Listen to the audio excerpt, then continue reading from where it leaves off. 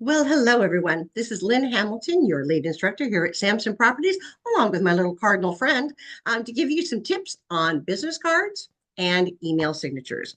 So let's get into the basics. First off, most business cards are gum worthy. They are worthy enough for me to stick in my purse and stick my gum in them when I need it. So let's not do that mistake. I'm going to share you some tips with how to make sure your business card is not gum worthy. So start with whether it be your business card or your email signature line, they fall under the category of advertising according to the national industry. So consumers have a right to have access to your information and who you are. I did send an email out to all of our brokers of our various footprints here at Sampson, including the State of Confusion, and got the information back as to what the regulations or the guidelines were within their state. So that being said, I'm going to give you the general overview of what is the best business practices within those guidelines. All right. First off, let's talk about your photo. Your photo, again, consumer protection should have your photo looking like you. So, ladies, if you did those glamour shots back in the 1980s, yeah, we looked dang good, but we probably shouldn't be using them anymore. Same thing with gentlemen. I don't care how good your high school or college graduation photo was. Probably not what we should be using. So, with that, make sure that you have a current photo, definitely within the last 5 years, or if you've gone through a major change or makeover, update your photo. Now, here at Sampson Properties, you can get a complimentary photo done when you go to Cardinal Nest and it loads up on the right-hand side next to your photo. It says quick links. When you hit click links, it's going to give you a drop-down box right on there, agent headshots. That will connect you to the schedule where our production team can schedule a photo to be done. Also, if you're coming to an HQ to you may be able to get it done at the HQ to you. Just need to sign up for it and let them know who's coming and what time slot. All right, so there's a little tip there for you. That takes care of that. There you go. Now, if you want to go get your own photo done, you can. You're probably looking at $75 to $150, but Sampson will certainly be happy to provide you one as well. All right, next thing over, your name. Obviously, your name needs to go on your business card. And yes, I've seen business cards done where they forgot to put their name on it. I'm not kidding. I can't make this stuff up. There you go. All right, so make sure your name is on there. Make sure that it is in a font that is legible.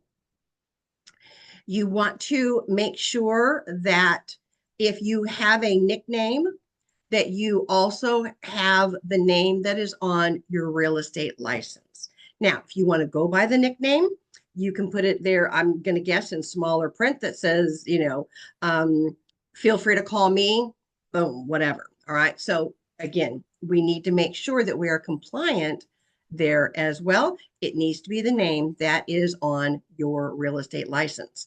There you have it. That takes care of that. Next thing down, company identification. Yes, you do need to have Sampson Properties on there or powered by Sampson Properties. The state guidelines specifically say that the logo for Sampson or the word Sampson Properties needs to be as large as, in font wise, as large as your name. There you go. That's what they're asking for. All right. Obviously, you need to have your phone number, your email address on the business cards as well.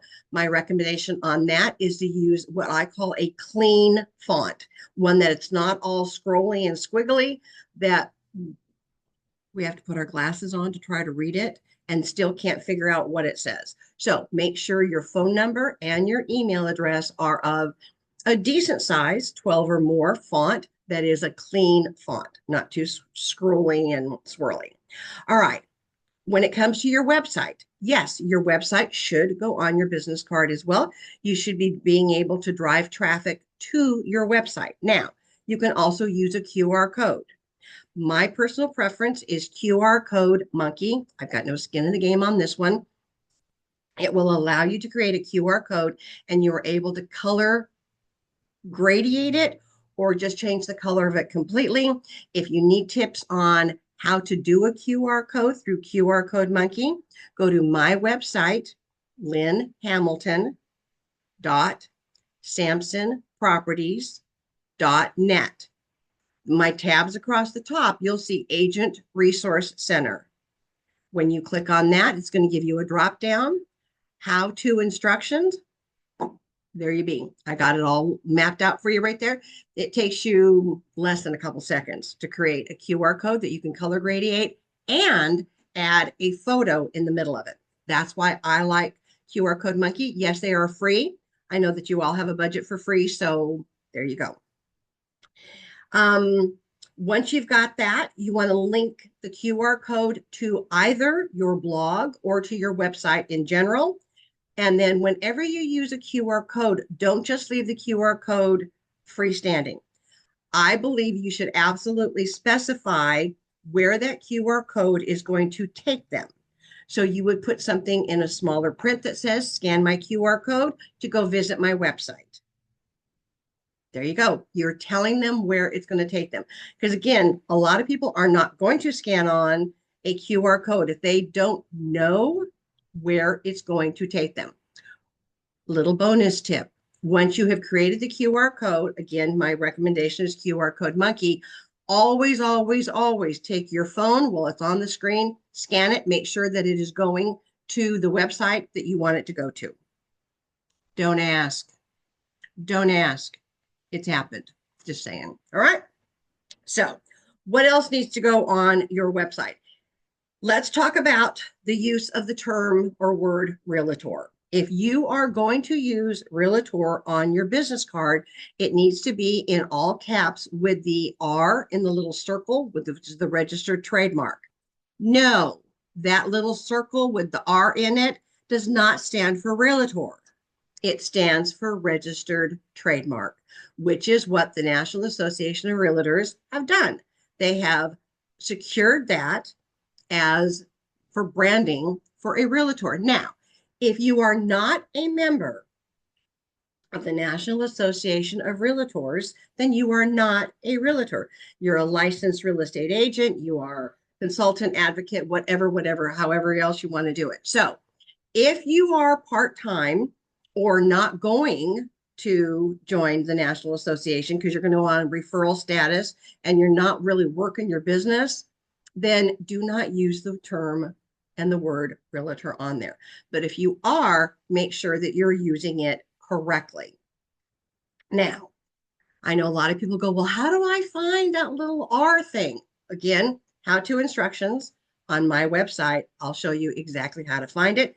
But if you're going in and into a Word document, up in, you'll insert, symbols will show up. The box will drop down with the symbols. There is where you will find the little R in the circle. And that is where you can click on it and it automatically adds into the document or the form that you're using. So there you go.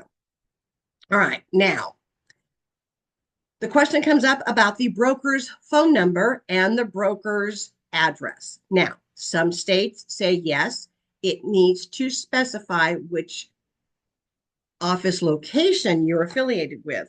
Some of our states, no, you don't have to. My recommendation for best practices is to go ahead and include on there connected with the Bowie, Maryland office or whatever your office is. I would just have the full address on there as well. Now, that's just my best recommendation for that. Again, it is for consumer protection that they have a right to know who, where, and when you are connected and affiliated with. So let me go down my checklist one more time real quick. Professional photo within the last year. Make sure the company logo or company name is on there. That is in as large of a font as your name is. Make sure that when you're using your phone number or your email address or your website, if you're writing it out, that it's 12 font or above and it's a clean font. Office location can be in a smaller font along the bottom of the business card. I've seen them done most of the time that way. They look absolutely perfect, and that is good. Some states require the license number to be on your card right after your name. Again, in our footprint, that has not become a mandatory requirement yet. I know that in several other states it is, so do not be surprised if we get connected and we get notified that says we now have to have our license numbers on everything. Just a little inside tip there. All right. Again, if you want to put it on there, there's no reason that you can't. Your call to action is always a good thing to have on there. And that would be on, my preference would be on the back of your business card. Do not put on there the greatest form of flattery is your recommendations or your referrals, because falls on dead ears. What I'd rather see on the back of your business card is, oh, wait, we cover this in Jumpstart Session 1, your mission statement. My mission is to help you protect and maintain the value of your greatest asset, which is your home. So my monthly tips, newsletters are going to help you with that. That would be a more powerful mission statement. Or the other one that is absolutely appropriate, and you can use both on there, that says, when the home, or you can either put it, when your home no longer meets your needs, I'm here for you, or does your home still meet your needs? If not, let's chat. QR code, those two mission statements and tagline on the back of your business card, and there you go. You got a strong, great business card. Now, in Jumpstart Session 1, if you have not gone through that, I would absolutely encourage you to do so. We talk in a deeper dive about your business card and what needs to go on it, why, some recommendations. I show you some samples. I've got samples of a business card that doesn't have the agent's name on it. I've got business cards and a sample where Samson is spelled incorrectly. I have business cards that'll show you the website that was put on there was samsonproperties.net. That's not your website. That is the company website. So before you go and spend money and waste money on a business card that you now have to throw in the trash because it's no good, listen to Jumpstart Session 1, where we talk about the do's and don'ts and a little more deeper dive on your business cards. Okay. Now, I'm a firm believer too, and this is why we cover it in Jumpstart Session 1, color branding. Pick a color that you resonate with, that you want to kind of get branded with. I've got some beautiful examples of agents that have taken that to the absolute 9. And I'm so thrilled with what they've done. And I've got a whole collection of them. So in class, I usually show you a few good ones. So again, be creative, but make sure you're compliant. All right. That covers the basics on the business cards. Let's pause. Let's make sure that we're now going to make sure that our email signatures are also in compliant and are correct. Now, regardless of which email program platform you use, obviously your name, your title should be on there, which state you are licensed in. And by the way, gang, just a quick reminder, Virginia and West Virginia are 2 different states. If you are licensed in Virginia, you cannot do business in West Virginia unless you have a West Virginia license. You cannot go showing properties in another state unless you're licensed in that state. Can't make this stuff up, but there you have it. All right. Common mistakes agents make. All right. So within your email signature as well, I would include the address in which of the office that you were affiliated with. Obviously, your phone number should be on there. For many, the office number can be on there as well. Again, it probably should be, but it can be in small print underneath the address of the office. Obviously, your website and your email address, even though it's in the email signature, I'd still put it on there. That's just me. Now, again, in Jumpstart Session 1, we go through some other tips and techniques for making sure that your email signature is compliant and working at its finest. Now, here is one overlooked common mistake that I can't tell you how many agents have made. What I want you to do is grab your phone. I want you to go into your business email. I want you to email yourself back from your phone, and in the subject line, just put test. See when it comes through. If it just says sent from iPhone or sent from Android, you have not set up the proper email signature from your phone to go with it.